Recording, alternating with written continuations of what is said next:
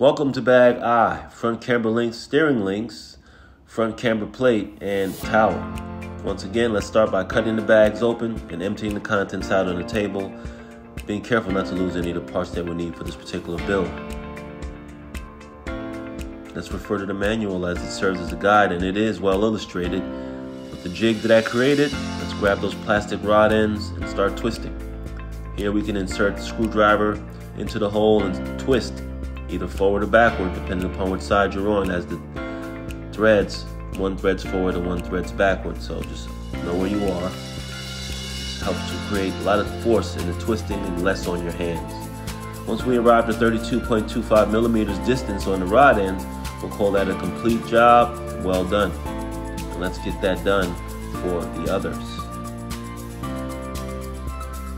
The two front camber links are going to be 32.25 millimeters in distance, and steering links will be 34 millimeters in distance.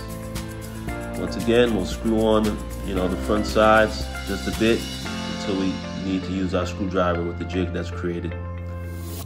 Let's refer to our trusty digital calipers when selecting precision and looking for the exact measurement. And if we don't achieve it initially, we twist and twist until we get there, constantly checking, twisting, and recalibrating and rechecking until we get to the desired number.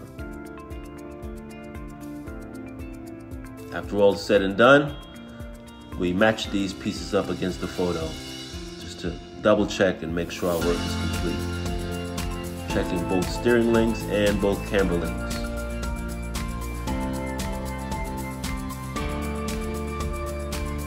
Now it's time to apply steering links to the suspension front hub. The needle nose pliers clamp down and place them where they need to go.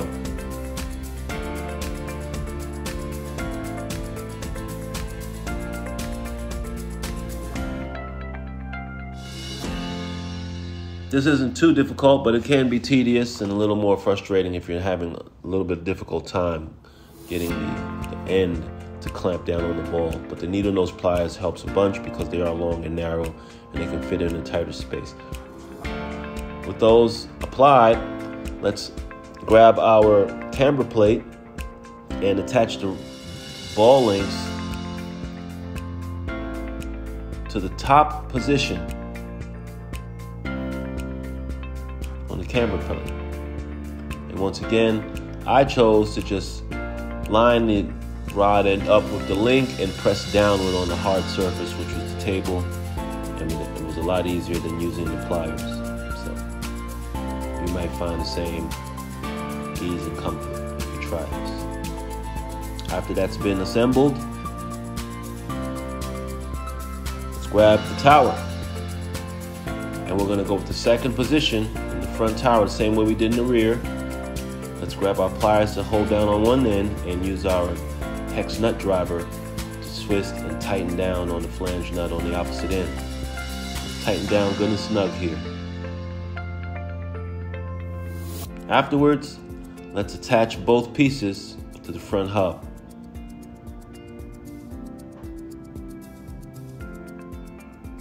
Selecting the appropriate screws and the length of the screw and lining the holes up. Let's be mindful that not to over tighten the screws, as they could strip the casing, plastic casing. So if you choose to use an electric driver, do so for about 85% of the way, and the last 15% of the way tighten down with the hand, because you get a lot more feedback, which can prevent over tightening and stripping of the casing.